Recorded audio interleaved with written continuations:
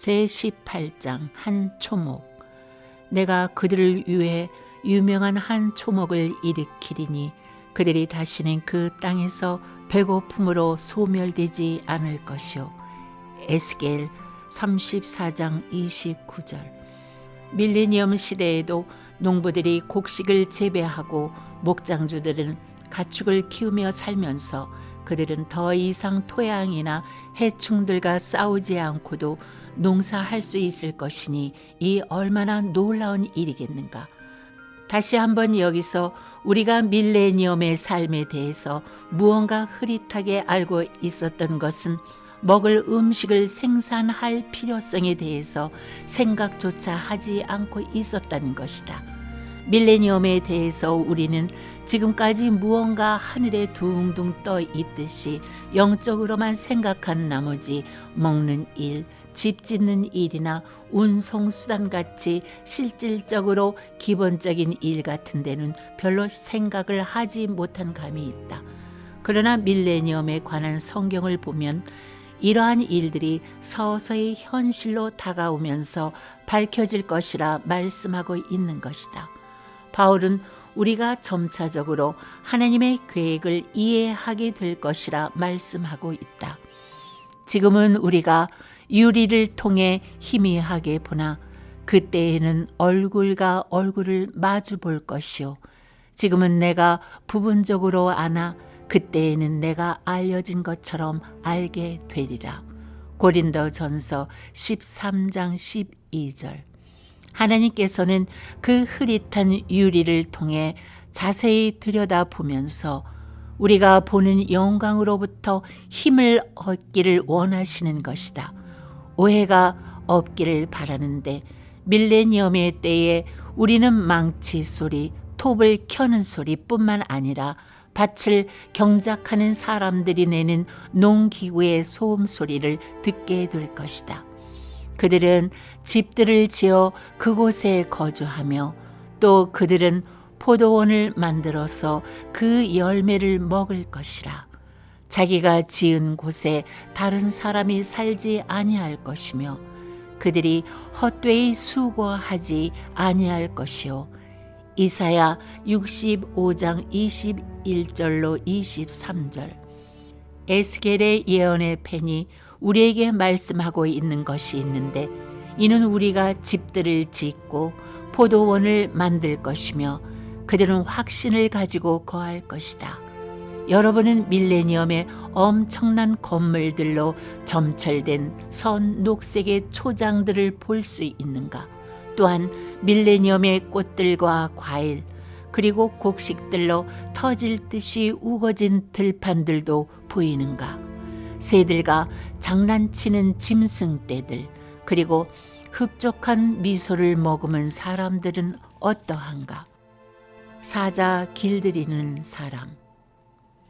하나님께서 이 땅에서 저주를 해제하는 날 그분께서는 동물계에 전적인 변화를 가져오실 것이다. 그분께서 말씀하신 대로 하실 것이다.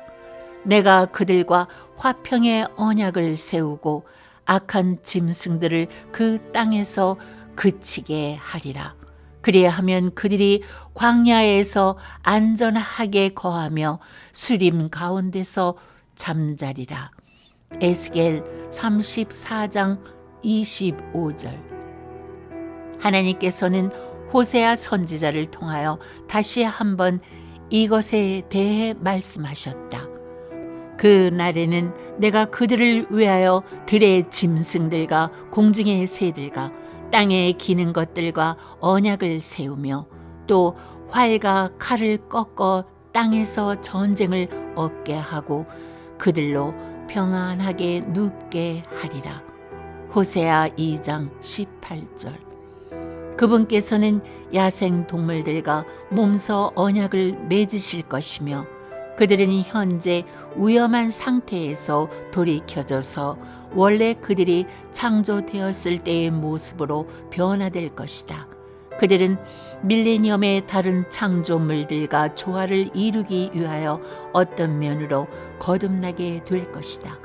하나님께서 야생 동물을 바꿔 놓으신 직접적인 결과로서 그들은 두 번 다시 육식을 하지 않게 될 것이다. 땅이 저주받게 된 결과에 의해 어떤 동물들도 육식을 하게 되었던 것이다. 사자나 늑대 그리고 곰과 같은 동물들은 오랫동안 사람들에게 대들어왔다. 그런데 그들이 사람을 잡아먹지 않고 채식을 하게 될 때 우리는 그들과 함께 즐기며 더욱 가까이 사귈 수 있지 않겠는가? 요엘은 교정된 짐승들에게 찾아올 놀라운 축복에 대하여 이렇게 썼다. 오 땅이여 두려워 말라. 즐거워하고 기뻐하라. 이는 주께서 큰 일들을 행하실 것임이라. 너희들의 짐승들아 무서워 말라. 이는 광야의 초장들이 솟아나며. 요엘 2장 21절로 22절. 하나님께서는 가축들도 잊지 않으셨다. 내가 그들을 좋은 꼴로 먹이고 그들의 우리는 이스라엘의 높은 산들 위에 있으리니 거기서 그들은 좋은 우리에 누울 것이며 그들은 이스라엘 산들 위에서 기름진 꼴을 먹으리라. 에스겔 34장 14절. 이사야는 동물들 간에도 조화를 이룰 때가 올 것을 말한다. 또한 이리가 어린 양과 함께 거하며 표범이 새끼 염소와 함께 누울 것이요 암소와 곰이 함께 먹으며 사자가 소처럼 짚을 먹으리라. 그들은 나의 모든 거룩한 산에서 해치거나 파괴시키지 않으리니.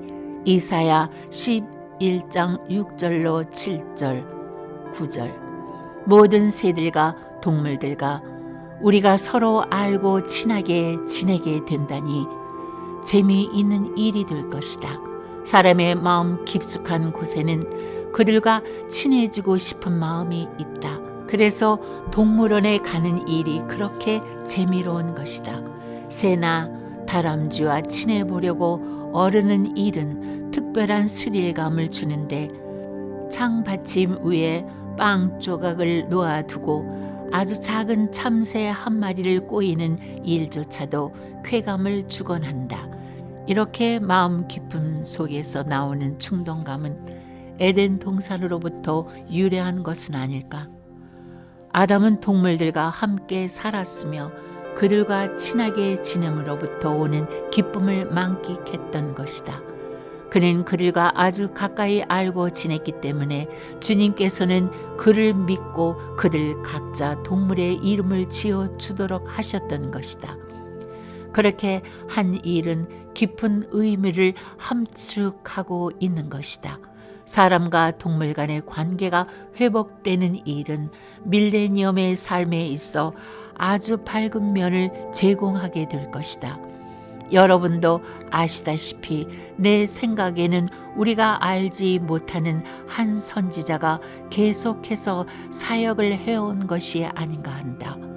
월트라 선지자는 할리우드라고 불리는 이른바 현대판 고모라에서 나온 아주 이례적인 선지자인 것이다.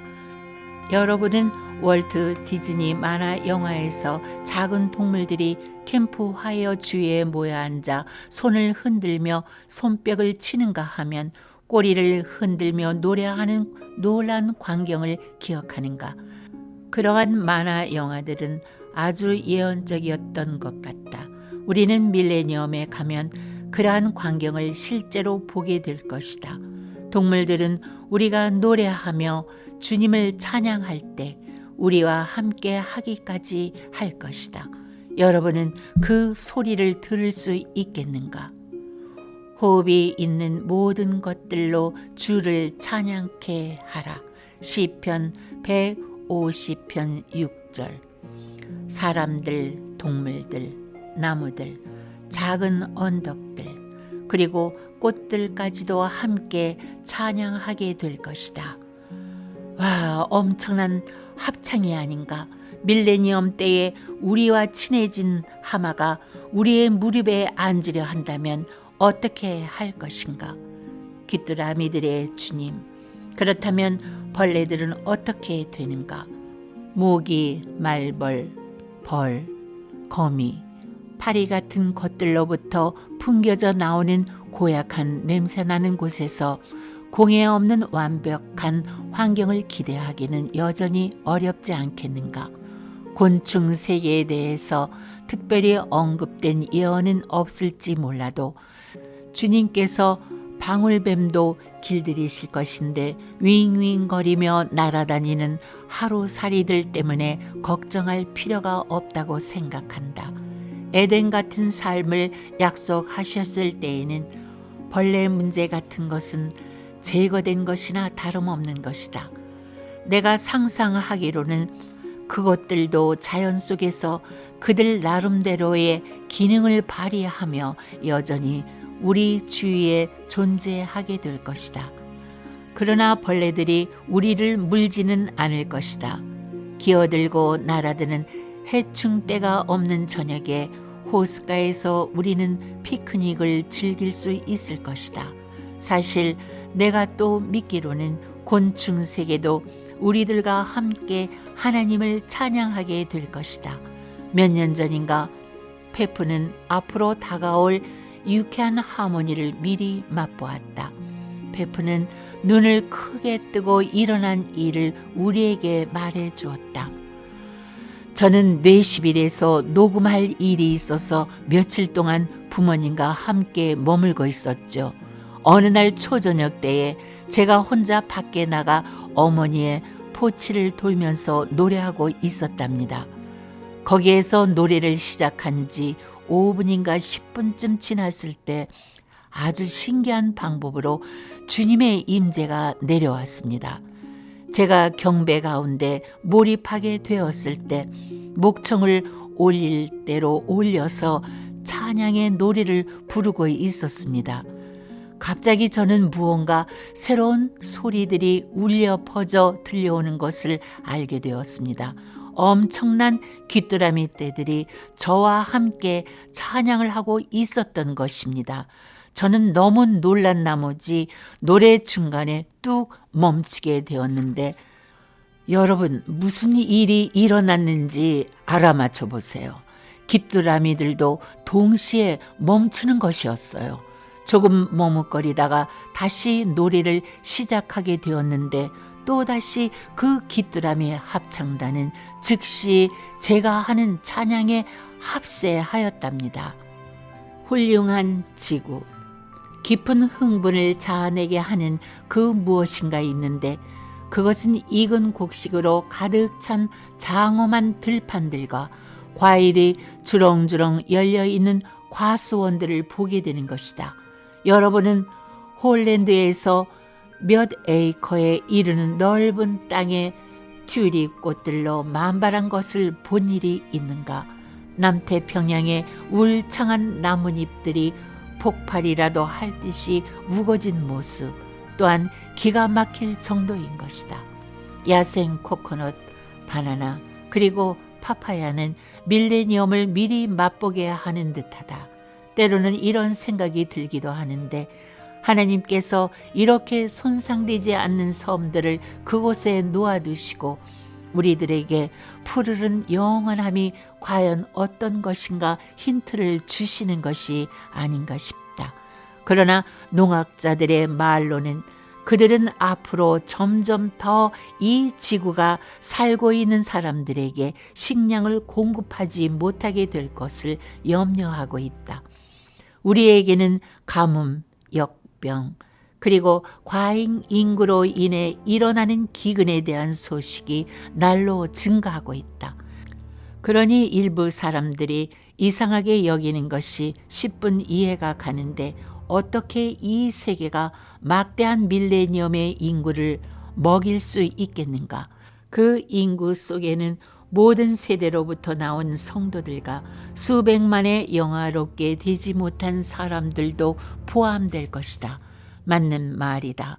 엄청난 숫자의 사람들이 있게 될 것이다. 그러나 두 번 다시 모자랄까 염려하는 일은 없을 것이다. 요한계시록의 그 창백한 말은 영원히 묶여 버리게 될 것이다. 성경은 밀레니엄의 식량이 엄청날 것을 약속하고 계신다. 우리는 더 이상 아담의 죄로부터 온 저주의 결과로 고통받지 않을 것이다. 재구성된 지구에는 그때에 가서는 수백만 에이커에 이르는 새로운 비옥한 농지가 있게 될 것이다. 그리고 농부들은 잡초, 병충해나 해충이 없음으로 해서 특별히 심심한 감사를 드리게 될 것이다. 저주 아래에 있는 지금의 지구에서는 이러한 것들이 수백만 톤의 식량을 파괴하고 있는 것이다. 지구의 기후가 완전해지면 식량의 양도 늘려주며 또한 그 질도 높여줄 것이다. 두 번 다시 가뭄, 홍수, 우박, 서리 또는 피해를 주는 바람도 없게 될 것이다. 이사야는 말씀하신다. 그러면 네가 땅에 뿌릴 네 씨앗에 비를 주실 것이요 또 땅의 소산의 빵을 기름지고 풍성하게 하실 것이며 이사야 30장 23절. 이러한 밀레니엄의 풍요에 대해서 몇 구절들을 살펴보기로 하자. 내가 나무의 열매와 밭의 소산을 많게 하여 에스겔 36장 30절. 오히려 그들 각 사람은 자기 포도나무와 무화과 나무 아래 앉을 것이요 미가 4장 4절. 그래야 하면 주가 번쩍이는 구름들을 만들어 소나기를 내리고 각 사람들에게는 들의 풀을 주리라. 스가랴 10장 1절. 황폐한 땅이 경작되리라. 에스겔 36장 34절. 그 날에는 주의 가지가 아름답고 영화로울 것이요 땅의 열매는 훌륭하고 아름답게 되리라. 이사야 4장 2절. 씨가 번성하리니 포도는 그 열매를 내고 땅은 그 산물을 내며 하늘들은 그들의 이슬을 내리리니. 스가랴 8장 12절. 바싹 마른 듯한 땅은 연못이 되며 가라앉은 땅은 샘물을 내리라. 이사야 35장 7절.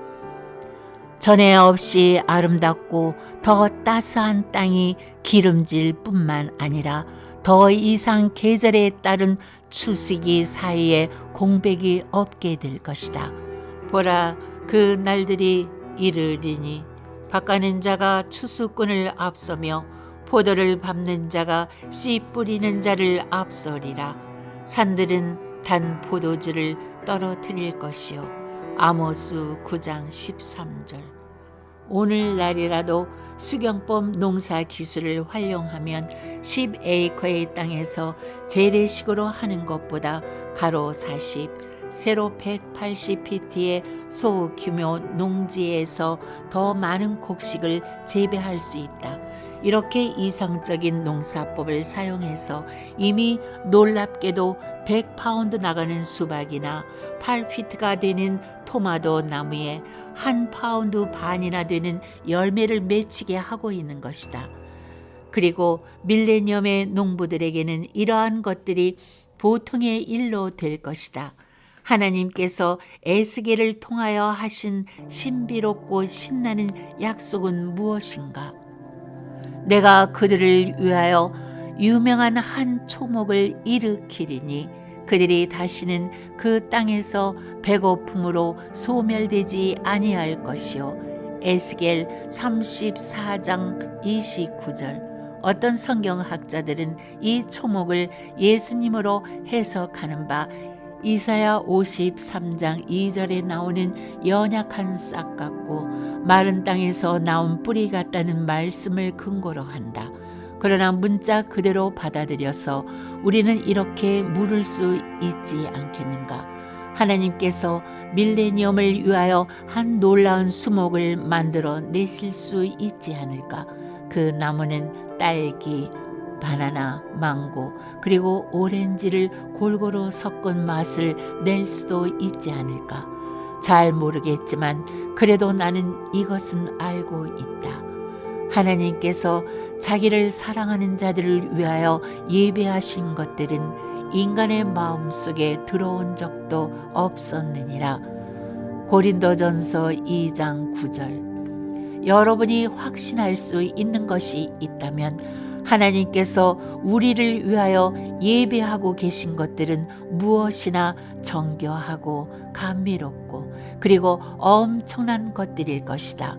그분께서는 우리들을 위하여 그 신나는 것들을 갖고 계신 것이다.